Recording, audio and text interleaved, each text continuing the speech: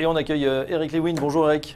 Bonjour, bonjour. Rédacteur en chef des publications Agora pour faire un point de marché. Le marché qui est à nouveau euphorique. En tout cas aux États-Unis, tout va bien. Janet Yellen a parlé. Elle a dit qu'elle allait eh bien voilà, continuer, commencer à écoper l'immense bilan de la Fed à la petite cuillère. On dirait 10 milliards sur les 4200 milliards. Et puis maintenir les taux inchangés. Ça va peut-être monter en fin d'année uniquement. Oui, alors bon, il n'y a pas de surprise sur Janet Yellen, il y a 10 milliards par mois, on est à 4500 milliards le bilan de la Fed, il faudrait 6 ans et demi pour revenir à 1000 milliards, donc ça mettra beaucoup de temps. Sur les perspectives de hausse des taux, il y aura sans doute une hausse des taux d'ici la fin de l'année, 3 en 2018, 2 en 2019, 1 en 2020. Donc il n'y a pas grand-chose, finalement elle a bien géré son coup hier, conférence de presse assez réussie. Pas trop d'angoisse de la part des investisseurs américains par rapport à cette politique monétaire qui sera un petit peu plus restrictive. Mais rien de particulier. Il faut savoir quand même que la Banque centrale américaine ne va pas réinvestir les obligations arrivant à échéance. Donc ça veut dire qu'elle ne vendra pas d'obligations sur le marché. C'est pour ça que la réaction des marchés obligataires a été assez saine. On doit être à 2,25 sur le 10 ans américain. L'euro est un petit peu en dessous de 1,19. Et puis sur le CAC 40, on avait quelques angoisses. Mais finalement, on se dit qu'on peut continuer à payer le marché qui est revenu sur un PER de 15. Et donc, qui n'est pas trop cher. Je pense que si tout va bien, on pourra aller revoir. C'est ce que je vous disais il y a 15 jours, les 5005, 5600 points d'ici. Ah bon, déjà les 5004 peut-être, puisqu'on les a abandonnés en mai. Mais même 5005, 5006, il n'y a pas de raison. On a un horizon qui est assez bleu. Aux États-Unis, bon, c'est vrai qu'il y a eu les ouragans qui vont peut-être faire baisser un petit peu la croissance au troisième trimestre, mais ça va repartir au quatrième. L'Europe va bien, avec une forte croissance. Il n'y a plus d'incertitude tellement. Merkel va être réélue dimanche.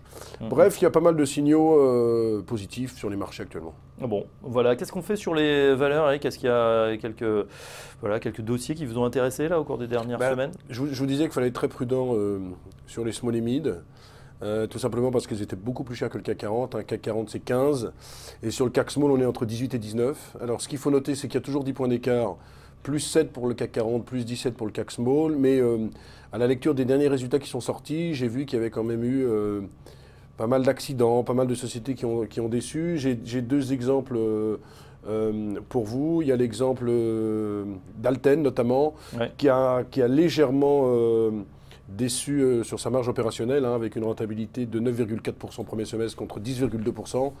Le titre a fortement décroché et en fait la baisse de la rentabilité c'est dû surtout à un effet calendaire, c'est-à-dire qu'il y a eu un jour de moins de facturation ce semestre par rapport au semestre 2016 qui pèse sur la marge. Et le titre, comme il avait beaucoup progressé, eh bien, il baisse fortement. Autre exemple, Easy Group, on est dans les éditeurs de logiciels. Il publie hier une perte nette de 5,3 millions, mais elle est due à des dépenses marketing et des dépenses de R&D. Donc c'est pas dramatique en soi puisque c'est pour construire l'avenir. Et que se passe-t-il sur le titre? Il perd 15%. En clôture, pourquoi? Parce qu'il est assez cher. Easy Group, ça vaut, en VE sur CA, ça vaut quasiment 2. Donc les investisseurs se disent qu'il faut faire attention. Et puis du côté des bonnes nouvelles, il faut vraiment que les nouvelles soient exceptionnelles pour que le titre monte. Hier, on a eu la publication de Maison France Confort, qui est dans la maison individuelle, grand spécialiste français. Ouais. Super premier semestre, mais vraiment super premier semestre. Marge opérationnelle passe de 3,1 à 5,1%. Il gagne 2 points de marge opérationnelle. Et que fait le titre en clôture hier, mon cher Fabrice? Eh bien, il baisse. Tout simplement parce que il y a des attentes qui sont encore plus fortes. Mais non, le titre gagne 35% en un an. Ça vaut 17 à 18 fois les bénéfices. Donc payer 17 à 18 fois dans la maison individuelle, c'est assez cher. Et donc maintenant, franchement, pour qu'il y ait une surperformance des titres, il faut vraiment que les résultats soient bons, très bons, très bons.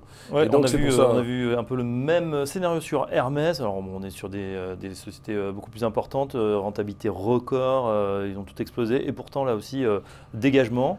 Hermès, c'est 35 fois les bénéfices quand même, donc bon, il faut y aller, quoi. Le problème c'est ça, c'est qu'il n'y a plus tellement, quand on fait la course aux belles valeurs sur les small et mid, il n'y a plus grand-chose. Il n'y a plus grand-chose. Et donc, c'est ce qui explique que finalement, il n'y a plus tellement de forte progression. On a l'impression que bon, le marché fait entre 15 et 17 sur les small. Je ne suis pas sûr que la surperformance continue. Je ne pense pas que les 10 points d'écart qu'on a là, on les aura en fin d'année. Je pense que l'écart va se réduire, que le CAC devrait remonter et qu'il y aurait un peu plus de pression. Bon, sur les mid-cap, il y a peut-être danger parce qu'elles sont chères. Donc, il faut mieux aller sur les plus grosses valeurs aujourd'hui. Je dis qu'il faut trouver vraiment que là, c'est la sélection qui doit l'emporter absolument sur les small limits. On ne peut plus le faire comme avant, où on achetait un peu n'importe quoi, ça montait. Il y a des titres qui sont très chers. Et donc je trouve, moi je serais plutôt acheteur de valeurs du CAC versus CAC Small. Bon, il y a un secteur en particulier là, qui pourrait se détacher? Non, sur le cyclique. Sur le CAC, non, il y a quelques valeurs qui ne sont pas très chères. Je pense que si les taux repartent à la hausse, ne serait-ce qu'un petit peu, une valeur comme AXA n'est pas très chère, ça vaut 10 fois les bénéfices. Je pense qu'on peut aller voir une trentaine d'euros sur AXA. J'aime bien une valeur comme Valeo, qui est très bien positionnée sur tout ce qui est automobile connecté. Ils ont fait pas mal d'acquisitions. Ça vaut 61, 62, là aussi on peut aller voir 75. Je trouve que sur Sanofi, c'est quand même l'une des valeurs pharmaceutiques les moins chères d'Europe. Ça vaut 12 fois les bénéfices. Là aussi, je pense qu'on peut y aller, on peut voir une vingtaine de pourcents. Maintenant, c'est vrai qu'il n'y a pas grand-chose. Il y a peut-être encore de l'Orange. Orange, pas très cher. Orange, on peut aller voir 20 euros. Qui a connu depuis 2009 la première croissance organique sur le dernier trimestre en France. Donc voilà, non, il y a quelques pistes.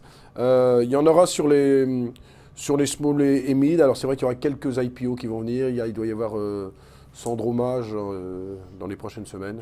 SMPC, c'est bien ça. Claudie Pierlot, qui devenir en bourse. Mais je vous assure qu'en fouillant la cote, mais après, on sait ce que vous allez nous dire sur les IPO, ils vont profiter de la fenêtre, ils vont se valoriser très cher. Est-ce qu'il faut y aller? Il faut y aller. Moi, je préfère attendre un peu, parce que finalement, on n'est pas dessus. Regardez, il y a eu des belles boîtes qui sont introduites il n'y a pas longtemps. Valbiotis dans les compléments alimentaires, très belle boîte. Ça a été introduit à 10,50, ça doit valoir autour de 7,50, 7,60. Non pas parce qu'il y a des mauvaises nouvelles sur Valbiotis, mais tout simplement parce qu'il n'y a pas de nouvelles. Donc comme il n'y a pas de nouvelles, les gens sont déçus, ils pensent que ça doit aller vite. Là, on est dans les compléments alimentaires, il ne se passe pas grand-chose pour l'instant. Donc voilà. Non, mais il faut attendre aussi peut-être qu'il y ait une prochaine étape, qu'ils annoncent des résultats, etc. Il faut faire attention. Souvent, ils viennent lever de l'argent, puis il n'y a pas tellement de news flow derrière, donc le titre décroche.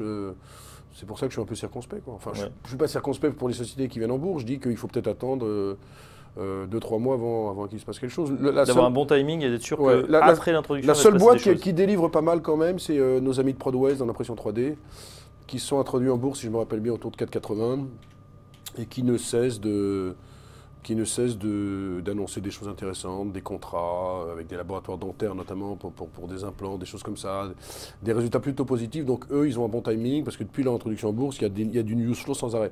Mais quand vous n'avez pas de news flow, le risque c'est que s'il ne se passe rien pendant 4 mois, vous vous lassez, quoi.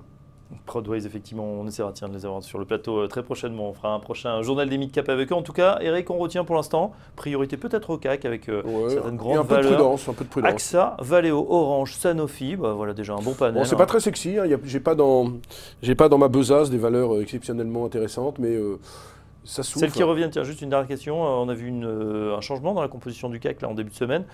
C'est STM qui a pris la place de Nokia. Ça c'est un peu n'importe quoi. C'est mon coup de gueule. Je trouve qu'on aurait pu... 4 ans après son éviction du CAC 40, on aurait pu prendre d'autres valeurs. Moi, j'aurais bien vu notamment du Thales, qui est quand même bien positionné sur la sécurité informatique. J'aurais bien vu du Dassault Systèmes, qui est bien positionné sur le grand thème de l'usine 4.0. Je trouve que franchement, de la part du comité scientifique consultatif du CAC 40, il y a mieux à faire, quoi. Il y a quand même Dassault Systèmes, je crois que ça fait 15 ans qu'ils sont plus au CAC 40. Dassault Systèmes, c'est 22 milliards de CAPI. Thales, c'est 20 milliards de CAPI. Et qu'est-ce qu'on met? On met ST qui fait 15 milliards de CAPI. Qui fait 15 milliards, effectivement. Ouais, donc bon... c'est quoi? C'est sur la progression? Ça se passe comment? C'est une tractation? Ouais, il y a du flottant, il y a aussi du flottant. C'est vrai qu'ST est un petit peu plus liquide, mais enfin bon, Dassault et Thales sont aussi des valeurs liquides. Donc je pense qu'on aurait pu avoir un peu plus d'audace, quoi. Franchement, ça fait pas rêver. Bon, sortir Nokia, pourquoi pas. On aurait peut-être pu sortir aussi Technip FMC parapétrolière et mettre un peu plus de tech avec du Dassault, du Thales. Un petit carton jaune, quoi, pas carton rouge. Petit carton jaune, ils auraient pu faire mieux, nos amis du CAC 40. Bon, allez, petit coup de gueule pour le comité des sages du CAC 40 qui se réunit, je crois que c'est une fois par an. On verra ça et puis ils vous écouteront. Non, je crois que c'est 3-4 fois par an quand même. Bon, on verra s'il y a la composition, en tout cas pour avoir un CAC un petit peu plus techno. ST Micro, c'est quand même pas non plus l'industrie lourde. Hein. Non, c'est du semi-conducteur, mais bon, c'est très cyclique. Il y avait mieux à faire, voilà, il y avait mieux à faire. C'était le coup de gueule d'Eric Lewin, rédacteur en chef des publications Agora, ce matin avec nous sur TV Finance.